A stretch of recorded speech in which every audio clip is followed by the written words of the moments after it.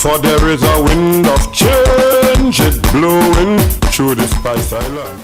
My friends, as I sat in London at the stadium, the Olympic Stadium, with about 10 Grenadians close by who joined me at that section of the stadium, and watch Kirani James bring gold, the first medal that Grenada ever won. Kirani James, I got goosebumps as I stood there and listened to the national anthem of Grenada playing to the entire world. Friends, I don't care who you are, what part of Grenada you come from, a Karakou or wherever you come from. All of us had to be proud. Hail to Kirani James. But my friends, hail to the young people of Grenada, Karakou and Peter Martin. My friends, when the NNP was in office, we recognized that sports is a serious factor in the building of the young minds of our country. And it's also a major factor in economic development. Yes, it's well known that I was a former national cricketer and sports person. And therefore, yes, I understand practically what it can do for you. But we also understand the role it can play. Having studied in Barbados, I saw what cricket did for the economy of Barbados. One of the main reasons for the tourism development in Barbados was the people like Gary Sobers, Wes Hall, the Charlie Griffith, Seymour Nurses, and all the lines of test cricketers that passed through Barbados.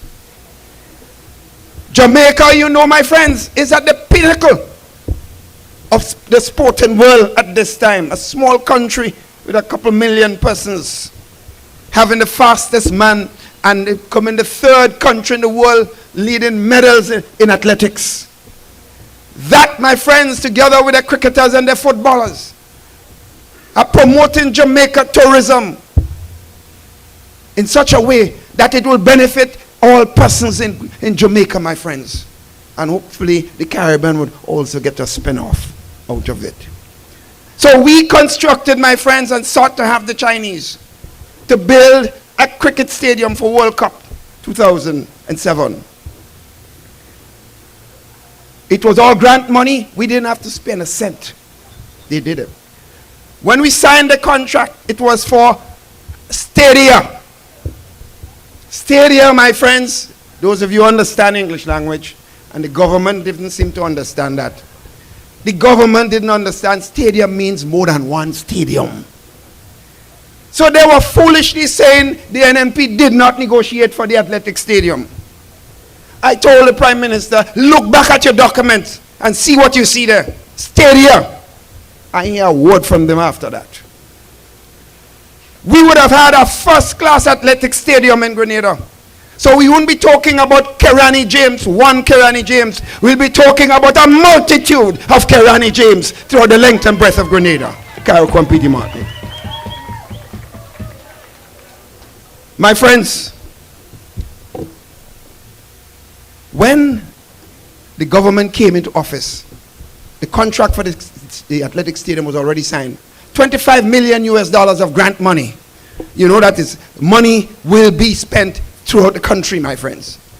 Besides the facilities we were getting given. We could have brought in Bolt and others to come and do a first-class athletic event, sports tourism. People would benefit, my friends. The government, through some of its top members, made public statement that we do not, this sports facilities is for Keith Mitchell and what he likes. And they said publicly they do not want an athletic stadium. They would like to get instead the same money for a hotel. The minister, I was saying that minister is not ashamed to go to London and say he praising Kirani James. The Minister of Sports stood up in Parliament, the first session in Parliament. I'm not telling you them, say, it's on the record. It's on the record of the Parliament and it's played regularly on stations in Grenada. The minister's voice. You know what he said? He said he congratulated the former Prime Minister for starting the cricket stadium, although he think it's too big for Grenada. A man give you something, you say that it's too big for you. You won't spend a cent for it. Well, I never see nonsense like this. But then he went on further to say, he is lucky, Mr. Speaker, the NDC coming at the right time to stop the next one. That is the athletics. That was the man words, you know. I am not telling you Dempsey and Nancy story. These are exact words from the Minister of Sports. A minister making a statement like this. Now, lo and behold, about a few months afterwards, Kirani James won the World Championship in was it Korea? South Korea? Wherever it was. I don't remember the place, but anyhow. Because he won the World Championship, they gone back to the Chinese and say they changed their mind, they won the athletic stadium now. So only because he won gold in that competition. In other words, the lack of vision. Kirani James don't need Grenada now.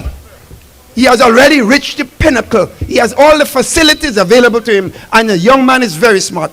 If you listen to his first interview, you know what he said? Listen what he said. He said, there was a young man in Grenada when he was growing up, 13, 14, was faster than he was. But the guy fell by the wayside because he did not have the support. And he said he was lucky to get an opportunity to go to North America. In other words, he was talking to us about what we should be doing for young people. That's what he was saying. So he was saying that we must do a lot more for the young people to make sure that they do not fall by the wayside. You know how many test cricketers that were lost in Grenada because we didn't have facilities? How many footballers that could be out here and different parts in professional league bringing millions of dollars to Grenada and bringing friends and contact to Grenada? My friends, this is what we're talking about, the lack of vision. So today, they ain't get no stadium, athletic stadium, and they ain't get no hotel. We lost 25 million US dollars. So those who are asking what NNP will do different, NNP will take advantage. I already spoken to the Chinese and said, the day you see NNP come back, I come into you, I want back me stadium. And I say me, I mean we I don't mean stadium. Because the NDC will pick it up and twist it and say all kinds of things. They're good at twisting, and one thing they're good at is lying. They're very good at that. I afraid them for that. I can't be. They have a PhD in this. My friends, another opportunity that was lost. Another opportunity was lost. Mr. Anthony Boson, Minister of Finance, who was the representative for St. Patrick West then, and the team in Sates negotiated with the Chinese $100 million US loan for building a port and a marina facility and small hotel in the north of the Grenada in St. Patrick's. My friends, the contract was signed when I went to China in 2007. Everything was done, laid to start a major development. You know what that will do for the rural economy? People from St. Mark's, St. Andrews, Karaku will have a buzz of activities. The government of the NDC come in, but anything NNP do is wrong or bad. You know what they did? They went to the Chinese and tell them, this project is too big for St. Patrick's. Man, the Prime Minister, the representative, the part of St. Patrick's, he tells the Chinese the project too big for St. Patrick's. So he want the same amount of money, but for little projects all over the country. You see, when you're thinking little, people treat you like that, my friends. My friends, the Chinese are smart people. You know what they tell them? Okay, Prime Minister, we'll look into that. 4 years passed, they ain't get marina and they ain't get no project around the country. So we lost $100 million US. Add up, you know what a US dollar is in EC money, so do some addition as you go along, because they're giving you some more. That is to tell people what happened. We had the housing project. Chinese agreed for 2,000 houses. We signed that project in 2007.